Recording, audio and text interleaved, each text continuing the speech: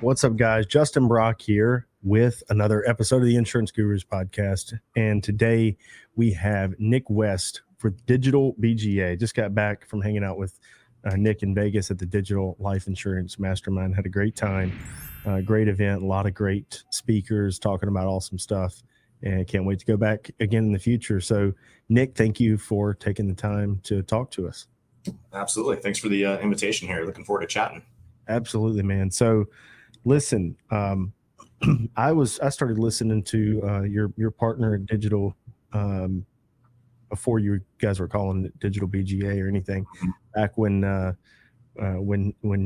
he was putting out podcast episodes like this, but more just talking. One of the few guys talking insurance industry stuff out there. Back when I was a highway warrior, and so it was funny meeting him in person years later at another event.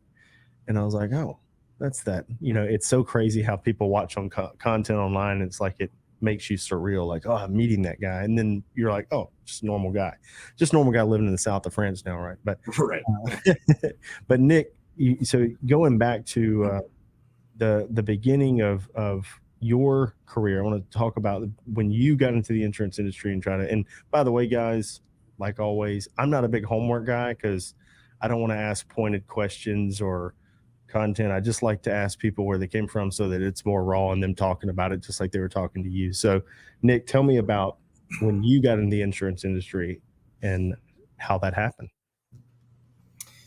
Yeah, so I come from a long line of auto mechanics, Chevron station owners, body shops, that kind of thing. And my dad, who's a mechanic and owns a shop with my uncle, he said to me early on, he's like, do you like cars? Do you like working on cars? If you do, don't be an auto mechanic. And so he's like, just do anything but that. So cars will be fun for you. So I love working on cars. I love all cars now. So I didn't know what I want to do. And I think like a lot of people that get into the insurance game, they don't think that they didn't grow up thinking, hey, I'm going to get into the life insurance, space and, sell insurance.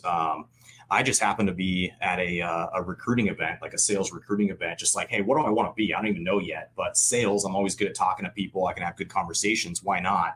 I hear that you can make some good money there. So, I was kind of going down the path of thinking that, hey, pharmaceutical sales, that's like a sexy career, right? Let me check that out. And then I realized like, I'm not a tall, beautiful blonde. So I got in the right line, right? I got in the insurance line real quick, got with my people, Yep. And so I started, my initial recruitment into insurance was with Aflac, right? The duck, going out there, knocking on business owner doors and selling indemnity products through payroll deduction. I did really good at it. Like in one day, I had set an appointment, and in one day, in 4 hours at this appointment during the enrollment side of it, I made $7,000 as a 20-year-old in 4 hours. And I was like, that moment for me was like the aha, there is something here. I don't know if this is it, but this insurance sales realm is like, I'm all in, right? No one I know can make $7,000 in 4 hours, right? At 20 years old. And so that was kind of my entry. And then I kind of bounced around a little bit, and I went to National Agents Alliance was the very next thing that I had gone to, and sold a couple policies there, had zero support, was doing the direct mail thing, 20 years old, couldn't even go into a bar yet. I was meeting with people 3 times my age and talking to them about, yeah, here's the term deal, but here's also this like whole life policy that costs you $900 a month, and I had no idea what I was talking about back then. But again, was making sales, kind of growing. And then I went to a big .com back in the day. And I was like, you know what? I'm knocking on doors. I'm doing things that are, for me at the time, it just wasn't conducive to a 20-year-old going and trying to talk to clients about things that I had very little life experience in at that point. And so I was like, I can do this over the phone. So I found a big .com that was, spending $1 million a month on Google generating, leads through paid search. And I walk in the first few weeks, I'm like the number one rep there because I knew the value of a lead and that the sale had already happened through the marketing effort. And that was my second aha moment. Now I need to understand how to market to people. And so many years later, Jeff and I connected and started Digital BGA. But I mean, this is my, I think it's my 19th year, coming up on 20 years in this business. And it's all I've ever known, is the life insurance industry. I've never had another career elsewhere. I didn't start out in sales somewhere else. I mean, I literally went from waiting tables and graduating high school, checking the box that says some college, all the way through to the insurance space and, building a business here with my business partner, Jeff.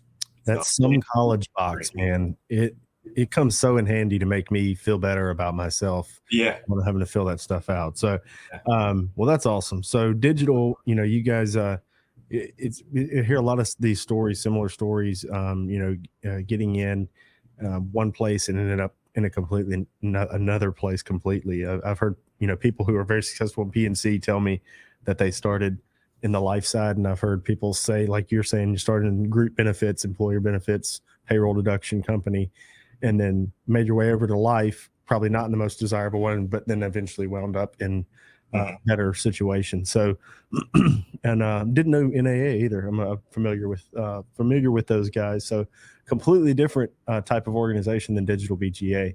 Yeah. So I'm assuming that some of that journey inspired the way you guys wanted Digital BGA to be for other agents. I mean, just by what I know about Digital BGA, the concept is transparent and value add and digital, Right. versus recruit first, ask questions later type of approaches that a lot of the FMOs or whatever they want to call themselves do. So Yeah. tell me about digital and like how, like once you guys connected and started forming that, what the concept was and what that kind of journey's been like so far. Yeah. So my partner and I, Jeff, he has kind of a very similar path as I did getting into the business. He went through the big mutual side and, was going out there selling financial planning and then ended up hooking up with another .com, a competitor to the one I was with. And, we both around the same time, had sold thousands of policies, completely over the phone. And we both had our own, epiphanies about marketing and sales and whatnot along the way.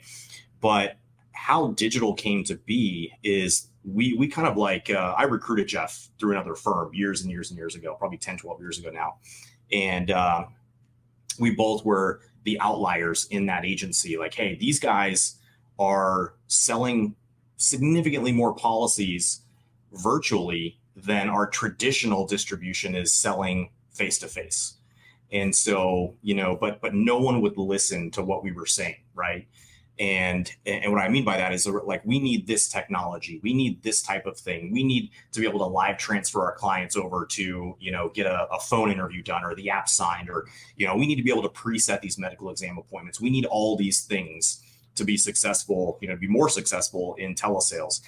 And this agency was, it's a 50-year-old agency, right? They've already got the renewals. They've already got their book. They've already got all the things kicking out all this money for them. So like these new guys coming in, telling them what to do didn't sit well. Right. And so we moved on.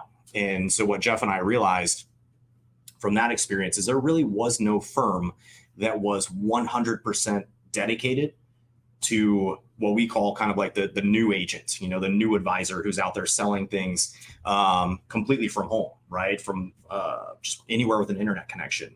So what we did is we got a contract. We got one carrier contract. That was it. I had a good reputation with insurance companies at the time, but it's tough being a scratch agency and going out and saying, hey, I want these, these top level, BGA or IMO level contracts. So we got one because of relationships, right? And so, we were writing a few hundred policies from leads that we generated. We had a handful of agents that were on the phones for us, selling on our behalf as solicitors.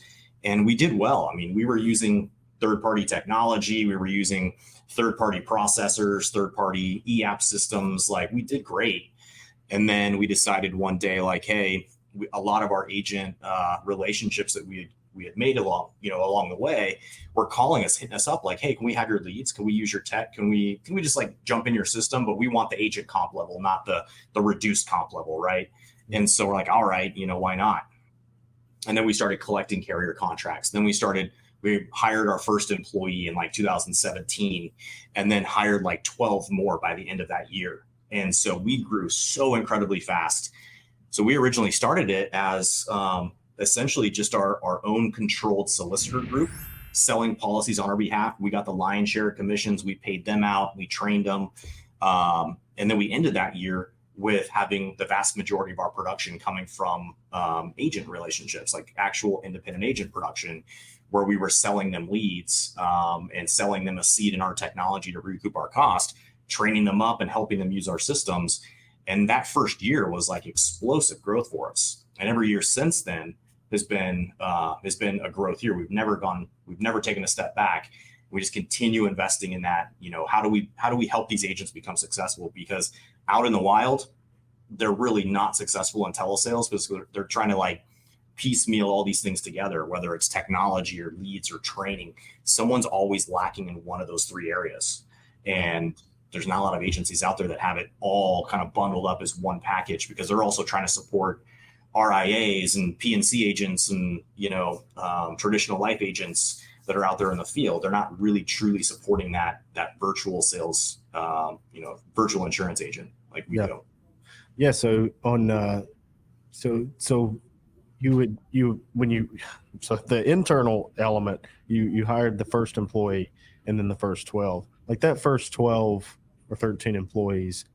What was the makeup of that? Like, you're talking administrative, internal, inside sales agents, or a combination of both of those?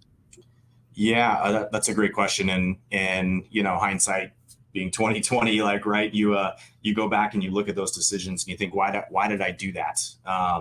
So what we were doing is we were using another agency to process business. And then we said, you're not doing those things that we need you to do. So we took that in-house, got some carrier contracts, hired some admin staff. So everyone was admin staff at that point. Jeff and I were really the only front line of defense with agents, you know, training agents, recruiting agents, marketing. We did all of our own lead generation. We did all of our own partnership development.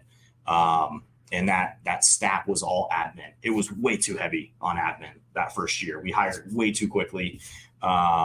And, you know, hindsight, we would have probably slowed things down a little bit and invested more in the technology to automate some of the stuff, because it was a lot of manual processes, made a lot of mistakes. Yeah.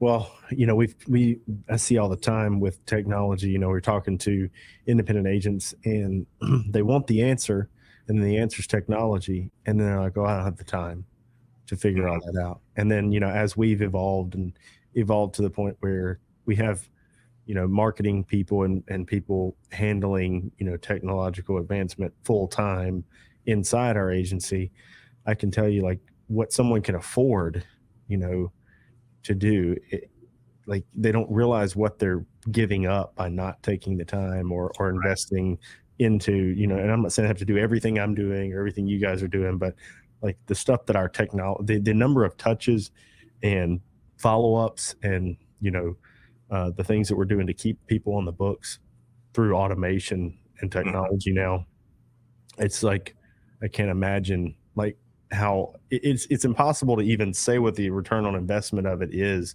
but you see what your growth curve is and the timeline of how your technology evolved with it. And I just don't think people get it, and they're not spending the time doing it, and they stay in this manual lane. And then they'll look at like, how are you doing that those kind of numbers? And then you tell them, they say things like, I just don't have the time to figure all that out, or I don't have the, you know, mental bandwidth to figure all that out. And it's not like any of the people on my team automatically knew exactly how to, you know, structure lead aggregation and, client follow-up in insurance technology advancement. Like, we just learned little pieces as you go and put it together. A lot of small failures along the way. Exactly. Yeah. I mean, with technology, every time you think oh, wow, I'm so happy I built this. This is going to be great. And then, you know, breaking point all the way through it, always ironing it out. And, but I mean, it's been awesome. So you guys were probably, you know, some of the early adapters, especially on the life side, you know, to the technology side. I was talking to one guy, well, you guys know him, James Whitley. Mm-hmm. He was telling me when they started in telesales, when he started in life telesales, they were recording the call on a local drive And then once the application was complete, the signature was all verbal over the recording. So they had to burn a CD, Wow. take a CD with a paper application they filled out and mail it to the insurance company. And I don't know what company that was at the time, but that was the way they were doing it initially, and this would have been like 2000. And that was probably cutting edge back then too. Yeah. Oh, and they were like Cutting some of the edge technology. only ones doing it, but the insurance carrier is like, okay, we'll take it with this verbal signature, but the only way they could deliver it at the time was burning the CD and sending it. This would have been like, I guess, 09, something like that. But it's come a long way, and it's to the point where even carriers' own technology is better than what you were probably using digitally, 5 years ago. There's carriers that have it, built in. So, but the agents are always one step ahead. So like, as the carrier evolves, normally the ones that are the most evolved, we're coming up with stuff to really, really help out. And it's that marketing side. So on the, when we're out there at Digital Life Insurance Mastermind, a lot of marketing talk, because everybody talks about sales and leads and blah blah blah, and I'm big. I think the whole time I talked in mine, it was about long-term marketing and branding, and I believe in it because I've seen the impact of it. Just like technology, the brand grows when you really focus on marketing versus leads. Obviously, people need leads in the beginning, but how much do you think, in seeing agents, because you guys deal with a decent amount of agents, the most successful people are they focusing more on one thing than another? Marketing, technology, sales, working leads? Are they sticking to one system? What is the thing that you think is making your most successful agents successful versus others? Yeah, that's a great question. I don't want to, beat our own drum here, but our top 10 list, our top 10 producers, if we go back and look at their model, every single one of them is a lead buyer of ours. And every single one of them is taking our TV inbound calls, right? So we do all of our own marketing. We create all of our own TV ads. We have a full, marketing staff. We've got a videographer, editors, all that on staff. And for an insurance agency, I know you have that as well, but most other insurance agencies, you ask, they wouldn't have like a videographer. They would be like, what do I use that for? Yeah. He's great. He's full-time and he's just cranks out great content. But these agents, they're the direct beneficiary of us learning and failing on how to generate a TV call. And so they are literally just plugging into our platform and taking 10 or 12 inbound calls a day, writing 3, 4, 5 policies a day, and staying on top of that, doing it every single day and being extremely consistent with it. They're not really doing much else. They're not, as much as I hate to say it, they're not cross-selling things like Medicare. They're not selling ACA. They're not, going after the annuity business. They are just in their lane and they don't get out of it. They just crush it with final expense once they really figure that out. Yeah. There's other agents that we have that do quite well. One of which is going out there running appointments, but he's doing it through like more of a virtual appointment setting using, geo-targeted Facebook ads or Google ads. Has a whole qualification process with like technology that is automating, data collection, appointment setting, appointment confirmations, and it maps out his day for him.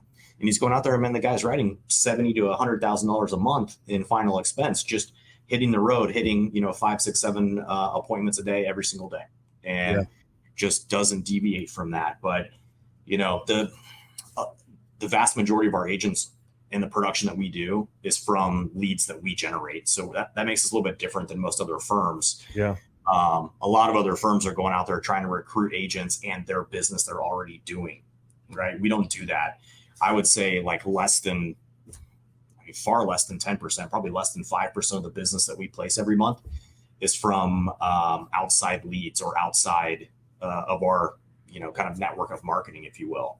Mm-hmm. So it makes us a little bit different in that respect. Part of that, and why the agents love that too, is they plug into our technology. We've built a whole purpose platform that they log in, toggle on, take their calls. But behind the scenes, there's an enormous amount of marketing data that's being accumulated, right? So we can tell how do consumers in Mississippi compared to consumers in Texas, right? In different age brackets and different zip codes, things like that. And we can laser target in on certain aspects of marketing and really find pockets of consumers that are very, very well off and convert really, really well. And then we send those to agents, right? Because we have all that data behind our platform.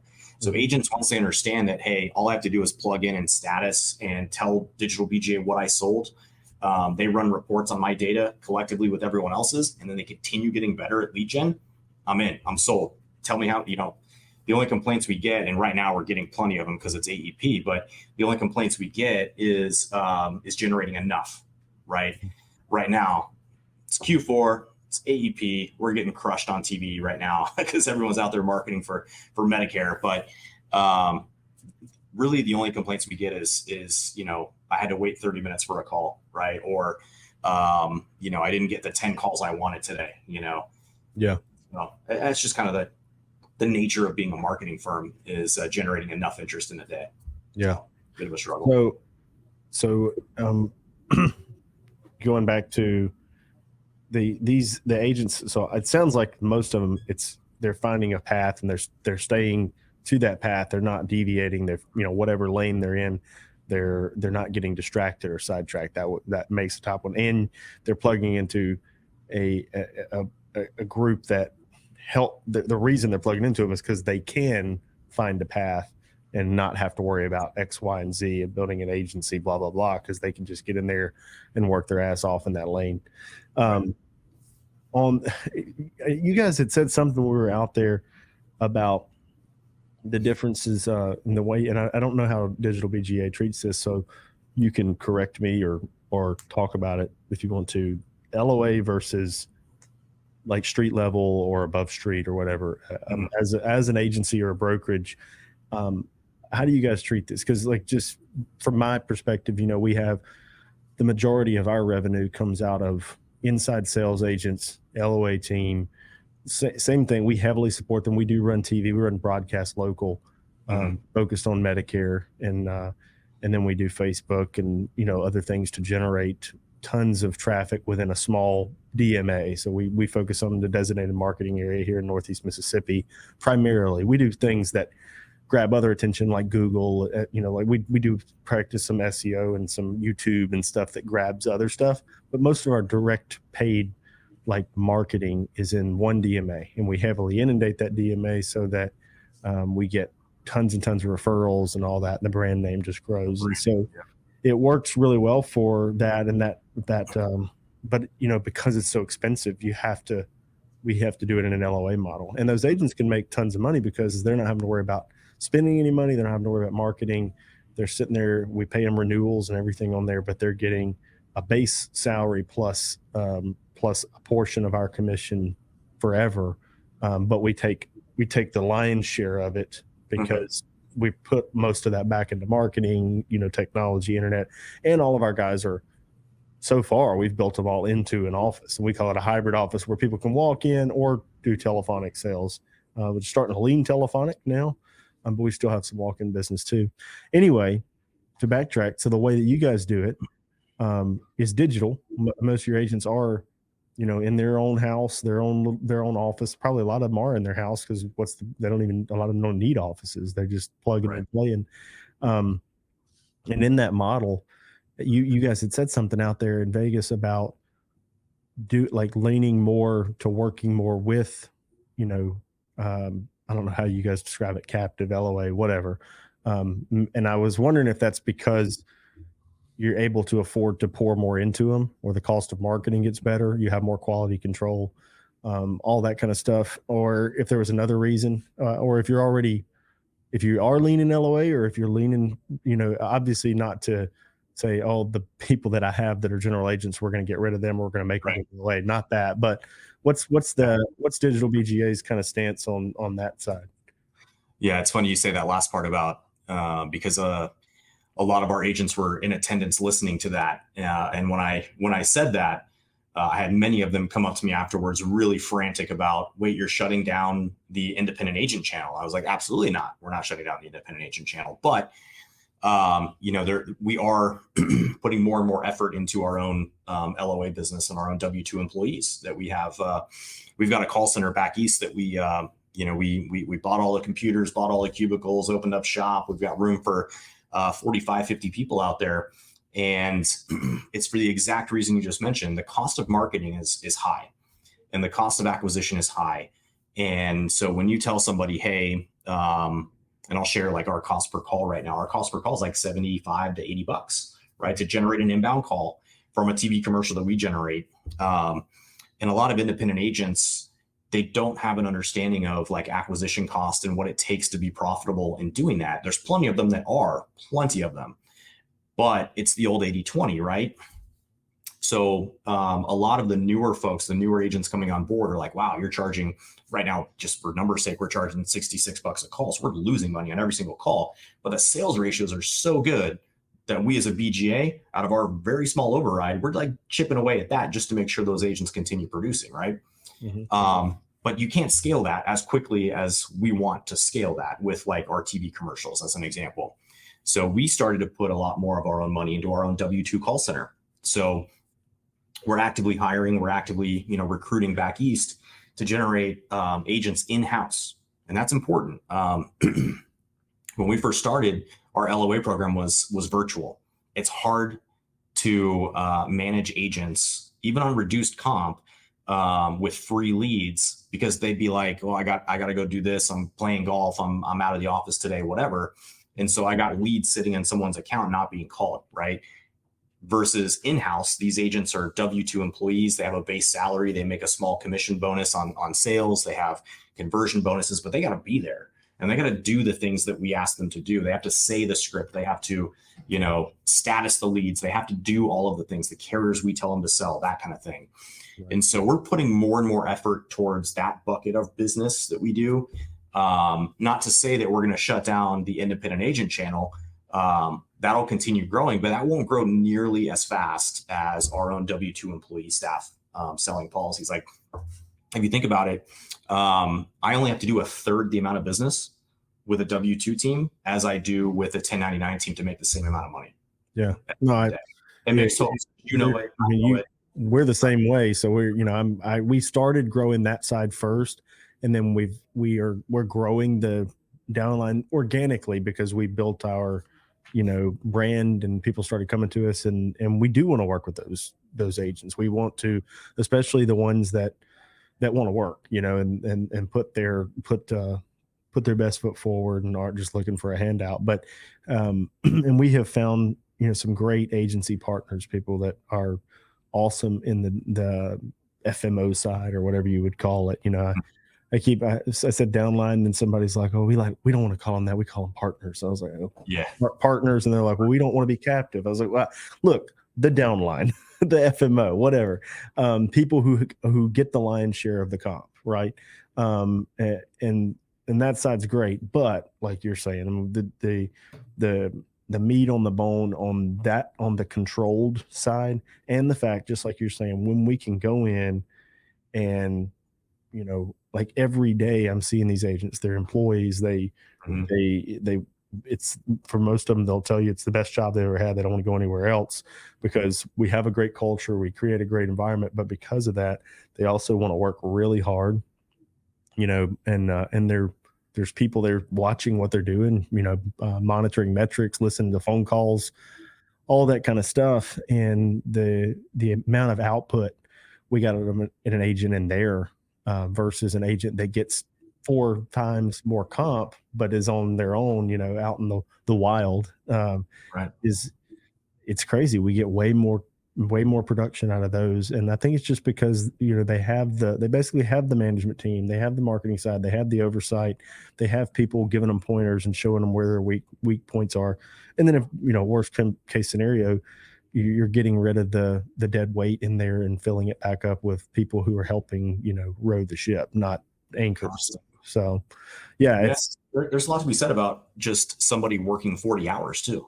Mm-hmm. And if you're the employee model or the in-house W-2 or LOA model, and they're working 40 hours, a lot can be accomplished in 40 hours. Whereas, the independent agent side, I would say the vast majority just don't work 40 hours, but they expect a 40 plus hour result in their pay, and how much commissions they're earning.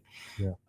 And I would go so far as to say that, the top 20% of your agents or my agents that are in-house are making more commission, more money at the end of the day than 80% of the agents outside. Absolutely. Outside. Absolutely. Because, one bad month, or one bad day, and they like shut down or they turn the lead funnel off or whatever, it crushes their business, the outside agents, the 1099 side. So our guys are getting, our inside sales guys are getting 20% of our level on anything we get. So if we're at 100, they're getting 20%, but if we're at 200, they're getting 40%, right? So and with MA, it's 20% of our whatever comp we get, right? So anything like that. But I had one agent that we just wrote commission checks for what paid out in October. So they're all a month behind in that culture. We're not paying them weekly and getting them crack addicted like field agents can be. It's, you got your base pay on the 1st, you got your commission check on the 15th. And I just had one that got $54,000 commission check, inside on 20% of my level. You know what I mean? But he's got, he's residuals, and he's been with me coincidentally in that type of position. He's the one that's been there the longest. But you got plenty of them that are $8, $9, $10, $12,000 a month, and plus a base pay. And our base pay is not big. It's just something to keep them so that while they're building up, they're not starving to death. And we don't do a draw. We don't take it away from them. It's permanent, just whatever we're paying them. We kind of equate it to an hourly wage, and then we just fix it because they can go up by commission. But there's so much potential in that type of position of just putting your head down and staying in that lane. And some of them do get fatigued in there because they're doing so much business. Like I have one that's one of the top performers in there right now that I'm actually telling him, like, you need to write less business because you're writing so much business that you're getting fatigued in the amount of conversations and follow-up work and blah, blah, blah, associated with it because they're so aggressive. But they're not getting that as you're an independent. Like when I started out, I'd spend some time thinking about marketing. I'd spend some time thinking about all this. And while that's a crutch, it takes people out of the lane of selling so they can make less money. It also gave me a break because I'm thinking about this and I'm thinking about this. And some of those things are more fun than others. The guy in that independent sales role, he's just selling, which means he can make more money typically, but it's exhausting selling, so kudos to all the guys that sell like crazy because it's fun, but it's rewarding and it's the fastest way to make money. But it can be grueling in all those conversations and being on, having my wife tells me, she's like, when you come home, you just got to tell me if you're out of words. That's so true. I've heard that before as well. Like, hey, if you need 20, go crack a beer or something and just decompress a little bit. Understood. Yeah. Understood. It is funny. I mean, I've got about, 8,000 policies under my belt. Yeah. So if you backtrack that, that's tens of thousands of conversations, and they're the same conversation over and over and over and over again. Laughing at the same jokes over and over. Yeah. My last name's West. You know how many times are you related to Adam West, Batman? Is Kanye your brother? Like, come on, guys, come on. I've heard that 7,000 times this month. So it is the same thing over and over, and there is such fatigue, both in the call center space, but you'd be like, even the agents that are sitting at home, rocking an app a day kind of thing, they get fatigued. And I just delivered a training to our independent channel about, going back to basics and how to diagnose that. Go listen to a call from your first week in telesales with us, and go listen to a call from this week in telesales with us. Are you even listening to the same person, right? Yeah. How do you sound when you were young and dumb and just following the script, with us and all happy as a lark to sell your first policy, versus where you're at now? You're judging the lead, you're judging the client, you're already talking about their health, things like that. That's because you're trying to cut corners. You think you're going to get better by shortening these conversations, not building the rapport, not building up the need and the value. And yet you're expecting this result at the end that you're going to sell more and more policies because you're taking more leads, you're having more conversations. That's not the case. Go back, listen to yourself then versus now. How far off of like the scripting are you? How far off of like connecting with people are you?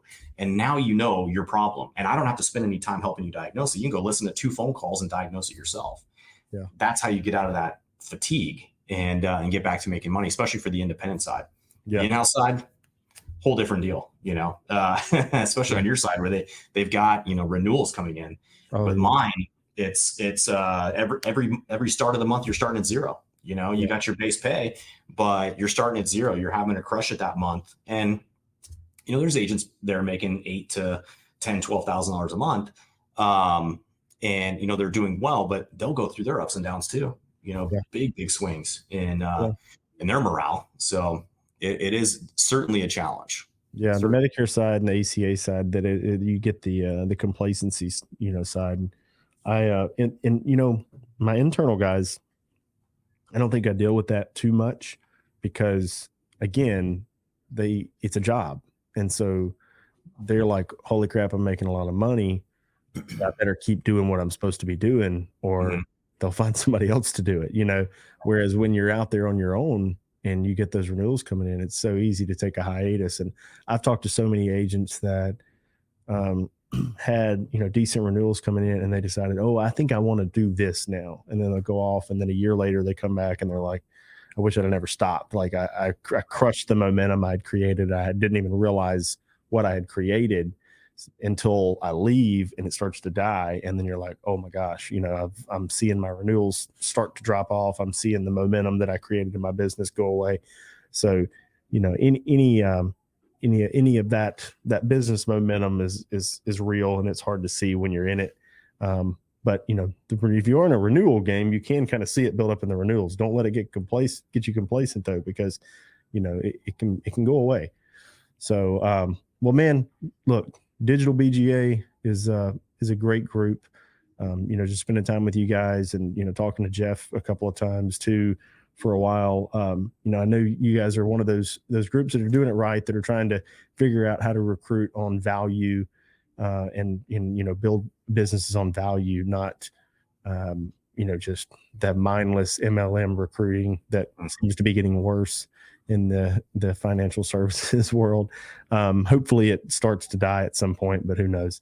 The internal side, like we're talking about, I think that's a whole nother element to what groups like me and you guys can bring to the table, is helping people that want to build a controlled distribution.